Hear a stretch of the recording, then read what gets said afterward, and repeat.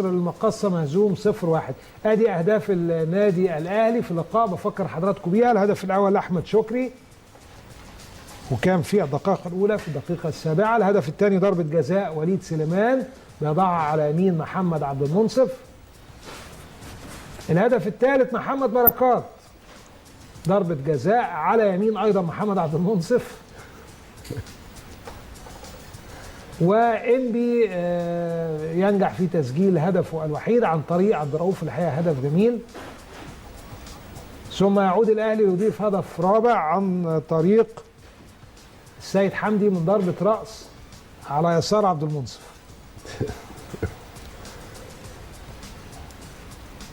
ويختتم محمد بركات مهرجان الأهداف في الدقائق الأخيرة، وتحديدا في الدقيقة 88 من اللقاء أو 43 من الشوط الثاني، بمجهود حقيقة كبير. ويسجل الهدف الخامس محمد بركات. مبروك للأهلي وحظ أوفر لإنبي. كابتن خالد جد الله بنجد تحية بيك. كابتن أسامة عرابي أهلا بيك مرة تانية. 5-1 نتيجة كبيرة، لكن أنتوا